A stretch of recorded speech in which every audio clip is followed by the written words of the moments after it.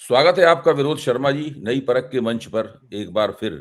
पिछले 2 दिन पहले जब हमने आपके साथ चर्चा की थी, तो आप मेरी कुछ बातों से सहमत नहीं थे।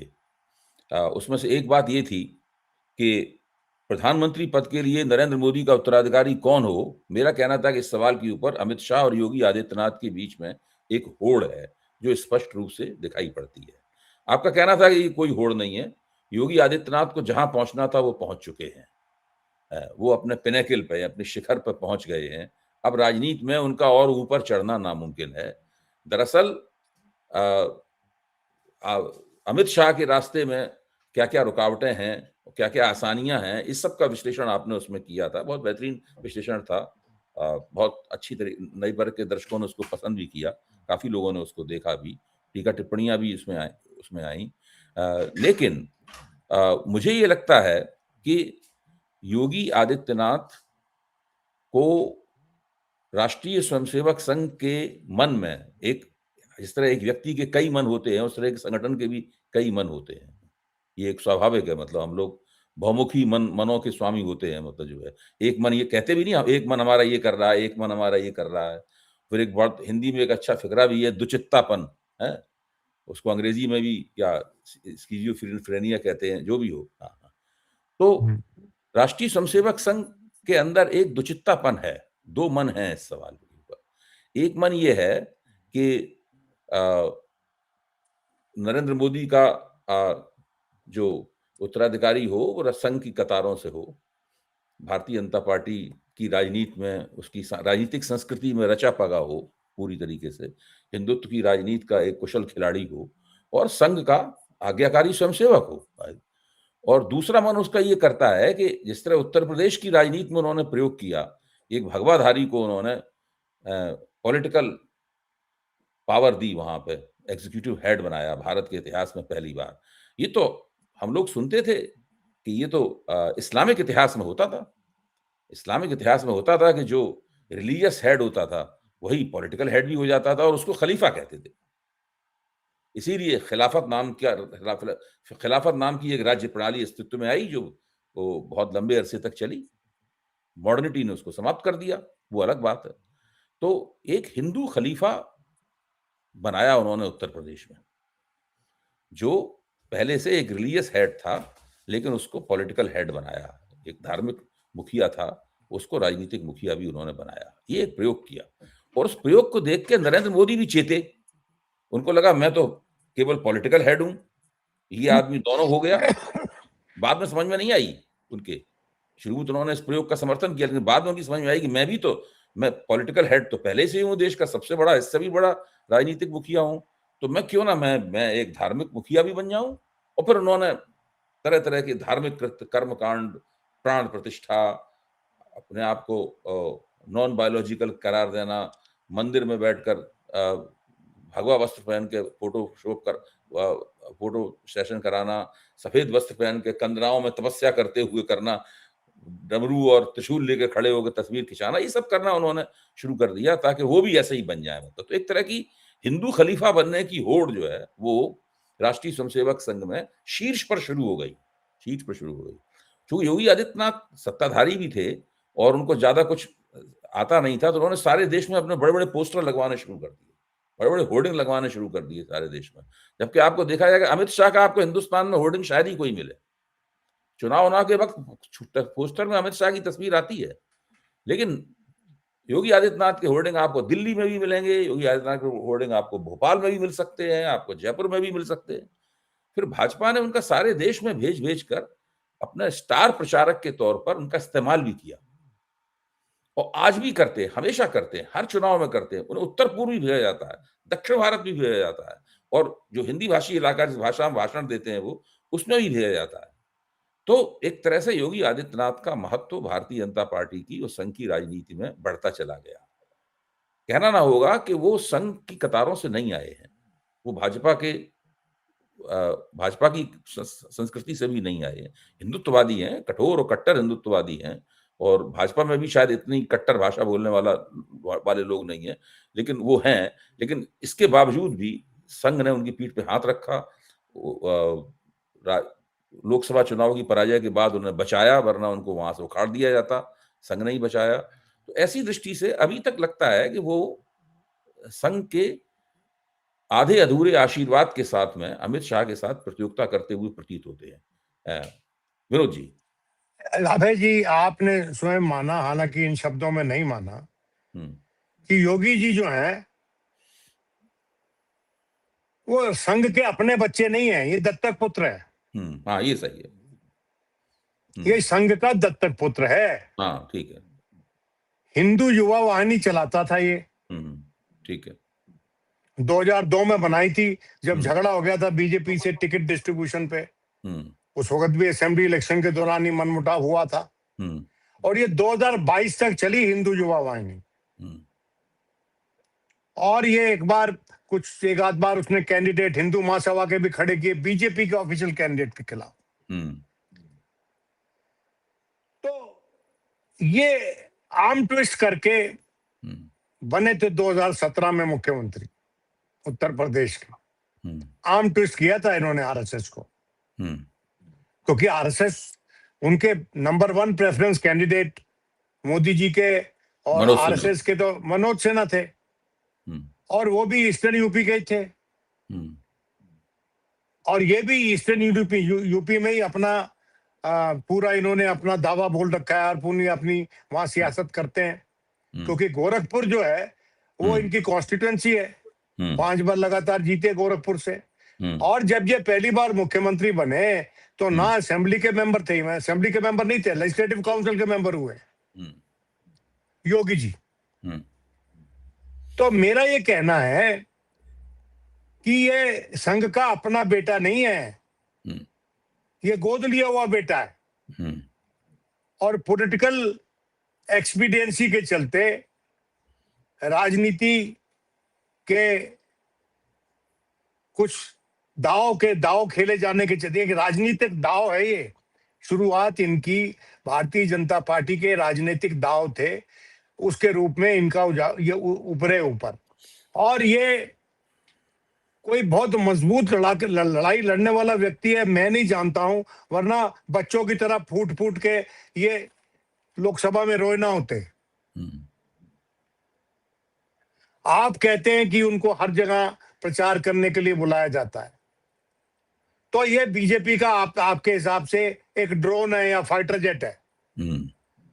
लेकिन ऐसी राजनीतिक लड़ाई में, ऐसी राजनीतिक दौड़ में पनडुब्बी जीतती है, पनडुब्बी। वो पनडुब्बी है अमित शाह। आप खुद ही कहते हो कि वो ज्यादा चर्चा में नहीं रहते, अंदर खाते काम करते हैं। मैं स्ट्रिक्टली दोनों के बीच में उनके स्वीपस्टेक्स के उनके जो चांसेस है उनको कंपेयर करने की दृष्टि से ये मैंने 2 मेटाफर्स दिए हैं आपको। बिल्कुल ठीक है। देखिए मेरी बात सुनिए। योगी आदित्यनाथ भगवा पहनता है, वो बन जाएगा इस देश का प्रधानमंत्री, तो हिंदू राष्ट्र बन जाएगा। ये एक बड़ा इजी, बड़ी मतलब लेजी एनालिसिस है। और दूसरा ये है कि आरएसएस तो एक जमाने में कहता था तो हम तो किसी को भी समर्थन देने को तैयार हैं जो हमारी दिखाई हुई दिशा में चल रहा है। तो जरूरी थी कि वो थोड़ी कि वो भगवा पहने हुए हो। मोदी जी तो भगवा नहीं पहनते, आरएसएस का ही नॉड मिला ना उनको फाइनली, उसके ही आशीर्वाद से वो बने। क्या अटल बिहारी वाजपेयी पहनते थे भगवा? नहीं, अटल बिहारी वाजपेयी तो बहुत से और काम करते थे। नहीं विनोद जी माफ कीजिए, मेरा कहने का मतलब ये है कि ये राष्ट्रीय स्वयंसेवक संघ का एक प्रयोग है। वो जो मोदी और वाजपेयी जैसे जो राजनेता हैं, उनके समांतर राष्ट्रीय स्वयंसेवक संघ चला रहा है, और इस प्रयोग का असर मोदी जी के सोच विचार और रणनीति के ऊपर भी पड़ा है। मैंने ये बात रखी है आपके सामने। नहीं वो बात, वो मोदी जी, वो देखिए मोदी जी हिंदू मुसलमान तो उसके जमाने से कर रहे थे, गुजरात के अपने कार्यकाल से कर रहे थे। वो धर्म की राजनीति, जात की राजनीति, वो जिसको कहते हैं डेमोगोगरी, वो करते थे। वो कब से कर रहे हैं? जब उन्होंने लिखवाया हेडलाइन चंदन मित्रा से उसके पायनियर अखबार में, जेम्स माइकल लिंगडो, जो कि उस वक्त मुख्य चुनाव आयुक्त थे और जो एकदम मान नहीं रहे थे कि इलेक्शन कर लो दंगों के बाद, और उन पे दबाव डाल के उनको मनवाया गया। तो मैं ये कहना चाह रहा हूं कि नरेंद्र मोदी और योगी आदित्यनाथ दो अलग अलग स्पीसीज हैं, और नरेंद्र मोदी जो है, क्योंकि उनके प्रयोग में जो कॉर्पोरेट वर्ल्ड का जो इन्वॉल्वमेंट है उसने उनकी राइज को रफ्तार दी, सही है, और उनकी स्टेबिलिटी को भी सुनिश्चित किया। आज तक कर रहे हैं। मिसाल के तौर पे अगर आज अडानी और अंबानी को इस इक्वेशन से बाहर निकालो आप, उसके बाद अंदाजा करो कि जो धन की उपलब्धि है, जो राइवल्स हैं उनको कहीं उजागर ना होने दिए जाने का जो प्रक्रिया है मीडिया के जरिए, मीडिया में भी वर्चस्व है ना इन दोनों का, तमाम मीडिया में भारत के इन दोनों का ही वर्चस्व है।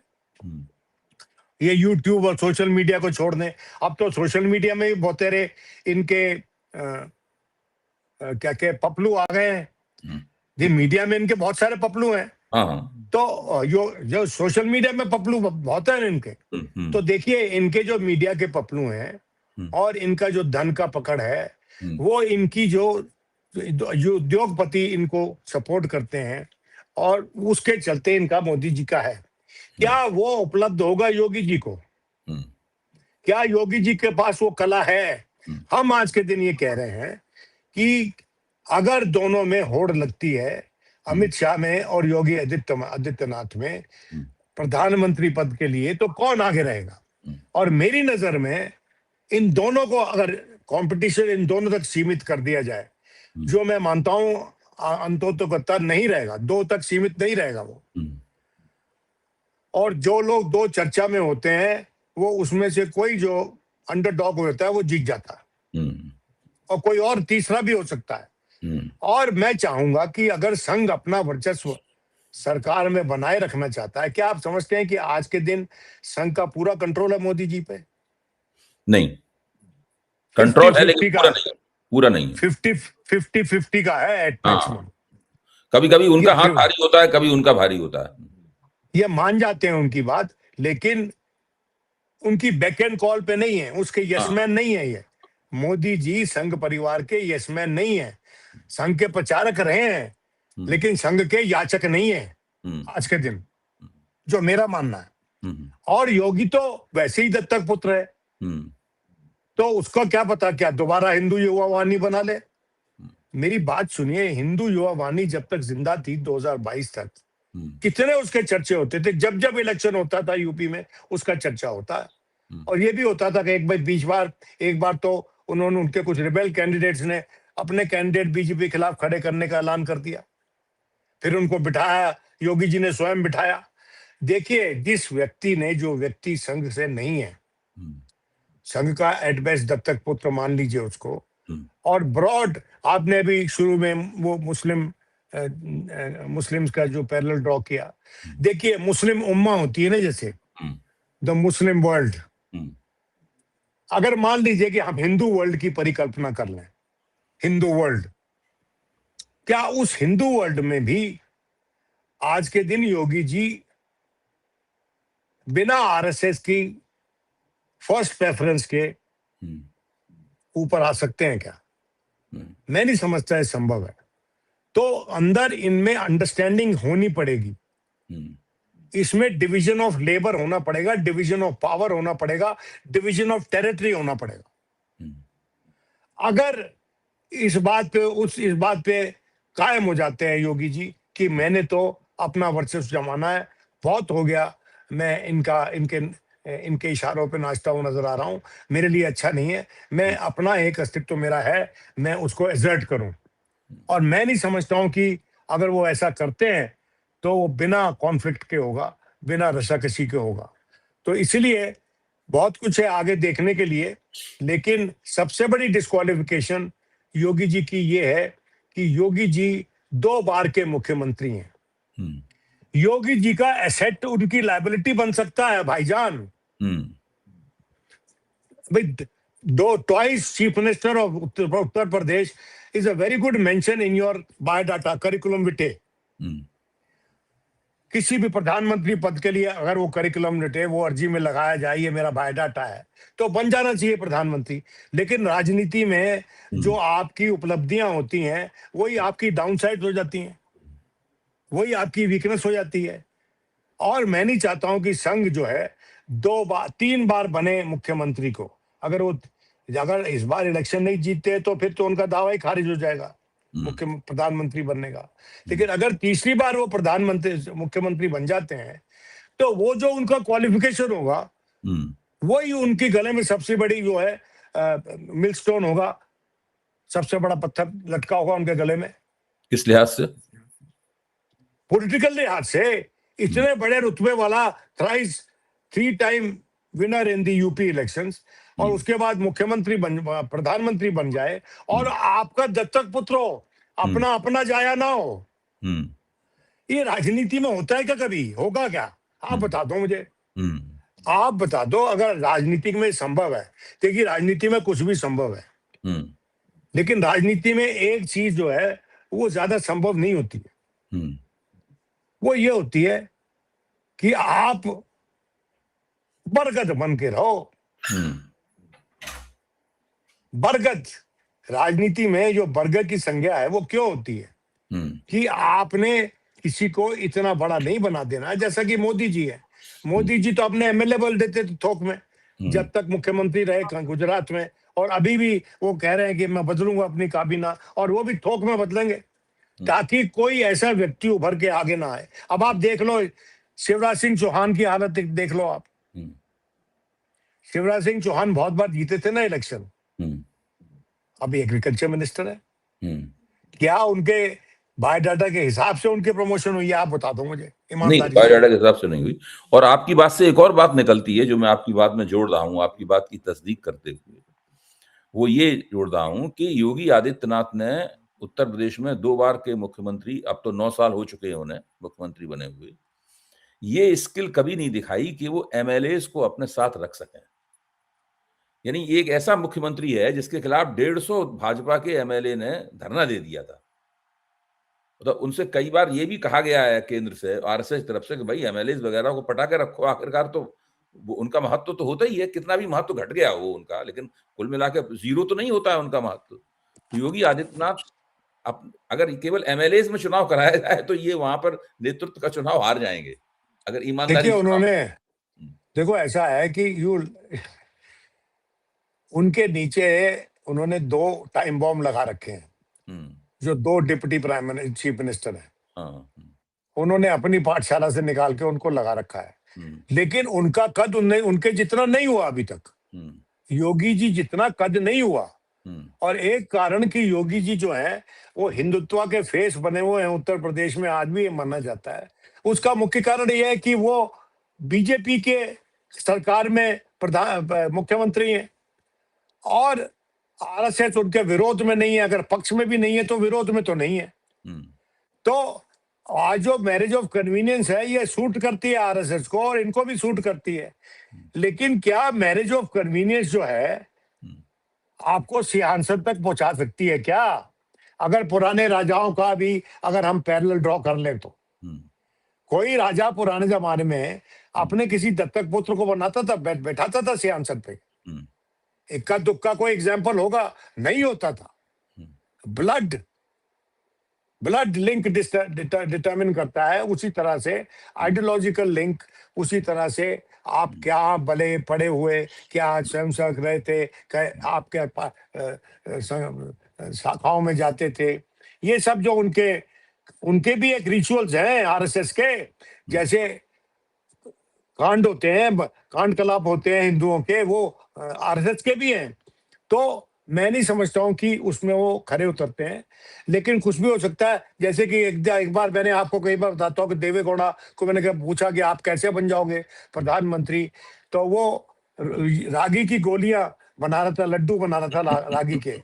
दूध का गिलास पड़ा हुआ तो उसके पास दोपहर के 3-4 बजे होते, रागी की लड्डू बना रहा था वो, और दूध का गिलास तैयार था।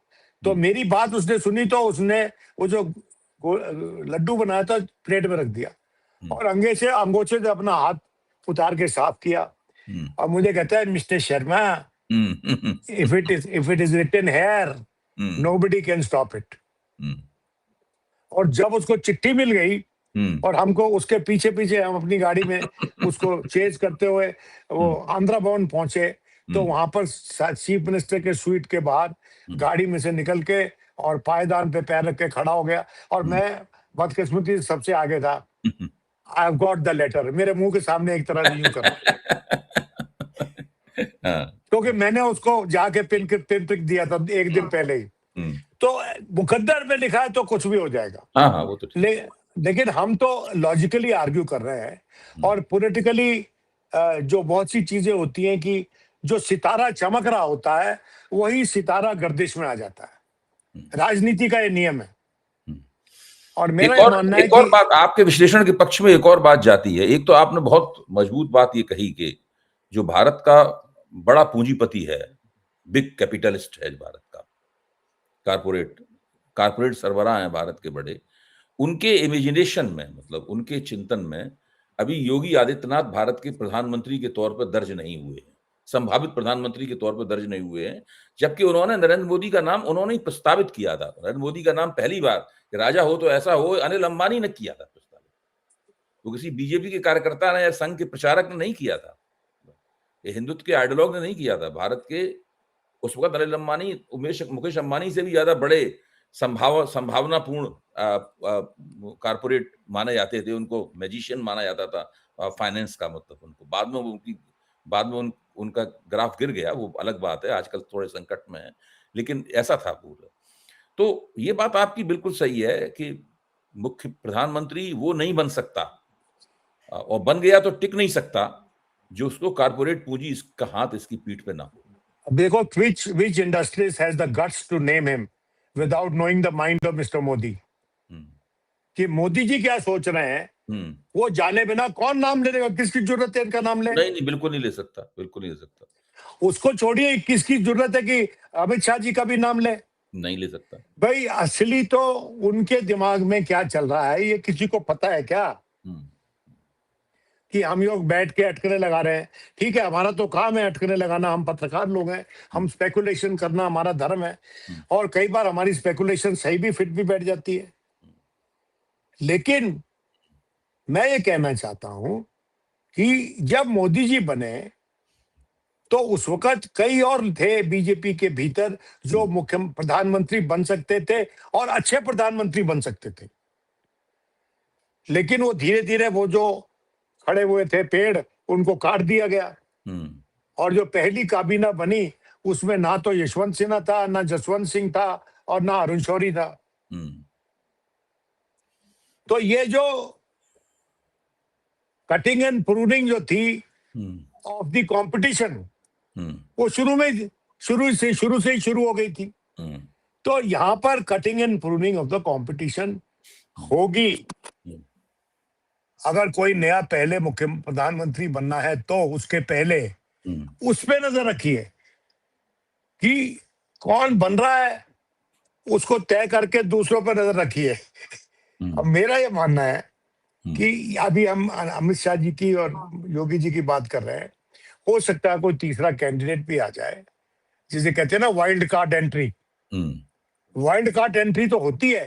देखिए हमेशा ये कहा जाता है कि मोदी जी क्या करेंगे, पत्रकारों को पता ही नहीं चलता है। Surprise is there strong point, element of surprise. वो सही है, क्या एलिमेंट ऑफ सरप्राइज यहाँ लागू नहीं होता क्या? अगर मोदी जी ये तय भी कर लेते हैं कि उनको अब प्रधानमंत्री नहीं रहना, और मैं मानता हूं कि प्रधानमंत्री नहीं रहना ये कह के he will not walk into the sunset. Modi ji will not walk into the sunset. Modi ji जैसे पिछली बार भी हमने चर्चा की कि वो चाहेंगे कि वो राष्ट्रपति भवन में आ जाएं। तो इसीलिए हमने कहा था कि अगले 2027 में जुलाई में पता चलेगा कि जब जून जुलाई में इलेक्शन होंगे।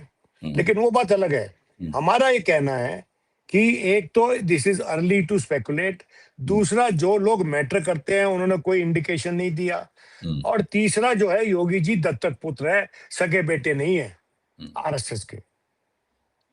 और उनका जो ट्रैक रिकॉर्ड है रिबेलियन का, आर्म ट्विस्टिंग का, मसल फ्लेक्सिंग का, जो शुरू का जिस तरह से वो मुख्यमंत्री बने, जिस तरह से मुख्यमंत्री बने वैसे वो प्रधानमंत्री नहीं बन सकते। ठीक बात है। उस अंदाज में एक और पहलू है जो मैं जोड़ देता हूं आपके साथ। जब पिछली बार लोकसभा की टिकटों का बंटवारा हो रहा था तो अमित शाह ने उसके ऊपर अपने शिकंजे में रख के उसको पूरा बंटवारा किया, और योगी जी के कहने पे 2 टिकट भी नहीं दिए। आखिर में योगी जी को उम्मीद थी कम से कम 1 टिकट मिल जाएगा, आखिर में वो टिकट भी काट दिया अमित शाह ने। यानी उत्तर प्रदेश के मुख्यमंत्री जो कि इतना शक्तिशाली माने जाते हैं और अपनी शक्ति बीच बीच में दिखाते भी हैं कभी कभी, उनके कहने पर उत्तर प्रदेश की 80 सीटों में से कोई एक टिकट भी नहीं दिया गया था। अच्छा, अब ये बात सही है कि वो मुख्यमंत्री कुर्सी पे बैठे होंगे जिस वक्त विधानसभा की टिकटों का बंटवारा हो रहा होगा, तो आप कल्पना कीजिए उनके कहने पे कितने टिकट दिए जाएंगे। मुझे तो लगता है कि उनके कहने पे बहुत कम संख्या में टिकट दिए जाएंगे, टिकट अमित शाह के कहने पे दिए जाएंगे, ताकि चुनाव नतीजा जब आ जाए और अगर भाजपा जीत जाती है तो अमित शाह और नरेंद्र मोदी तय करेंगे कि इनको आगे मुख्यमंत्री बनाना है नहीं बनाना है। ज्यादा संभावना यही है कि उनको मुख्यमंत्री नहीं बनाया जाएगा। इसका एक सबूत अभी मिल गया है, कल मिला। पंकज चौधरी ने, जो उत्तर प्रदेश भाजपा के अध्यक्ष हैं, जब उनसे पत्रकारों ने पूछा, आपने उनका बयान देखा ही होगा, उन्होंने साफ कहा कि हम लोग चुनाव होगा और उसके बाद एमएलए तय करेंगे कौन बनेगा मुख्यमंत्री। साफ तौर पर यहाँ भी नहीं है, यहाँ भी कोई श्योरिटी नहीं है कि वही रहेंगे। यहाँ भी श्योरिटी नहीं है कि वही रहेंगे। तो उनको आज के दिन बीजेपी के भीतर हेमंत बिस्वा शर्मा का दर्जा भी हासिल नहीं है। वो भी आप नहीं समझ गए आप? हाँ, बिल्कुल। हेमंत बिस्वा शर्मा तो बन गया था ना, अनाउंस कैंडिडेट था ना। ऐसा उसके नाम पे थोड़ी कहा कि हम बाद में एमएलए डिसाइड करेंगे। अनाउंस कैंडिडेट था। तो आप समझिए ना इस बात को। और क्या शुवेंदु के नाम पे ऐसा कुछ था? हालांकि उतना इजी नहीं था, लेकिन था कि शुवेंदु भी उनका क्लियरली चोजन कैंडिडेट था बिहार में, बंगाल में, और वो क्योंकि उसने जितवाया था, वो लड़ाई की थी उसने बहुत, तो वो बन गया। लेकिन ये जो हेमंत बिस्वा शर्मा जो ऑलरेडी मुख्यमंत्री था, उसके नाम पे तो ऐसा कुछ नहीं कहा कि भाई एमएलए डिसाइड करेंगे। तो इसलिए 2 मापदंड हैं आज के दिन भारतीय जनता पार्टी के भीतर, और एक मापदंड जो है वो निर्धारित करते हैं मोदी जी, और दूसरा थोड़ा छोटा मापदंड है वो निर्धारित करते हैं आरएसएस वाले। और आई एम नॉट श्योर कि क्या ये दोनों मापदंड जो है ये योगी जी के लिए सही है। मैं नहीं जानता हूं, और मैं बहुत ज्यादा आश्वासित नहीं हूं कि बहुत इतने प्यारे हैं वो मोदी जी के या संघ के कि उनको प्रधानमंत्री बना दिया जाएगा। जनता भले ही बोलती रहे, जनता में भले ही प्रचार होता रहे कि भाई वो मोदी वो प्रधानमंत्री बनेंगे, बाबा मोदी जी के प्यारे तो बिल्कुल नहीं है। संघ की हमदर्दियां कुछ उनके साथ हैं। संघ ने उनको उत्तर प्रदेश का मुख्यमंत्री बनाए रखने में प्रमुख भूमिका निभाई, वरना 2024 की पराजय के बाद में तो जो भूपेंद्र चौधरी के नेतृत्व में जो रिपोर्ट तैयार की थी कि हम हारे क्यों, उसका तो ठीकरा सीधे उन्होंने आदित्यनाथ के दरवाजे पे फोड़ दिया था। उस दोनों ये चुप रहते थे, बोलते भी नहीं थे, अपने घर में बैठे रहते थे, कुछ बोलते बालते भी नहीं थे। अगर संघ ने भूमिका ना निभाई होती तो उसी वक्त इनको हटा दिया जाता वहां से। ये स्थिति देखिए ऐसा है, जो सीटें कम आई हैं अभय जी, जो सीटें कम आई हैं उसमें स्वयं की एक भूमिका थी। इसलिए ठीक बात है। उसके बिना हो ही नहीं सकता। तो क्या कहां पर कौन सा तार मिला हुआ था हम नहीं जानते हैं, क्योंकि संघ को it's operated as a secret service organisation, खुफिया एक तंत्र है उनका जिसमें बाहर खबर नहीं निकलती है। ठीक है, अपना खुफिया तंत्र चलाते रहे लोकतंत्र में, लेकिन लोकतंत्र के लिए खुफिया तंत्र अच्छा नहीं होता है। तो इसलिए ये बात हम जानते हैं और ये कहते रहते हैं। तो इसलिए संघ जो करना चाहता है करे, हम तो उस पर स्पेकुलेट ही कर सकते हैं क्योंकि वो कुछ बताते तो है नहीं। तो इसलिए हमारी स्पेकुलेशन हमें ये बताती है कि संघ ने जितना निभाना था अभी तक निभा दिया है योगी जी के साथ। और योगी जी कितने सुरखरू होके निकलते हैं, कितने पाक दामन से ये जो एसआईटी बनी है उसकी पूरी जानकारी जब वो दे देती है, उसके बाद जो आगे फॉरवर्ड मूवमेंट होती है उसमें कौन बताते हैं ना कि फॉल गाय कौन बनता है, किसको बनाते हैं फॉल गाय? फॉल गाय तो कोई भी बन सकता है ना। अभी तक तो चंपत राय जी हैं फॉल गाय, अभी तक तो वो अनिल मिश्रा जी हैं फॉल गाय, अभी तक वो गिरी साहब जमे हुए हैं, वो कहते हैं, वो तो कोषाध्यक्ष हैं, वो कहते हैं कि मेरे को तो सिर्फ ऑडिटेड जो अमाउंट है वही उसका ही पता चलता है, वो तो ऑडिटिंग सारी सीएजी टाइप होती है। तो उन्होंने तो अपनी कन्नी झाड़ ली है। ये बड़ा डिफिकल्ट क्वेश्चन है, लेकिन आज के दिन ये हमारा आपको 2 लाइन में है कि दत्तक पुत्र को सिंहासन मिलना मुश्किल होता है। ठीक, बहुत बहुत धन्यवाद। बिल्कुल आपकी ये टैगलाइन है, दत्तक पुत्र को सिंहासन मिलना मुश्किल होता है, बिल्कुल, और यही चलेगी और यही निकल के आया है पूरी इस चर्चा से। बहुत बेहतरीन चर्चा हुई, और उस एपिसोड के बाद जो हम लोगों ने पिछला किया था, ये चर्चा बहुत जरूरी थी, क्योंकि बिना इस चर्चा के वो एपिसोड पूरा नहीं हो सकता था। तो विनोद जी, जल्दी मिलते हैं 1-2 दिन में ऐसे ही किसी और विचारोत्तेजक सवाल पर बातें करने के लिए। ओके।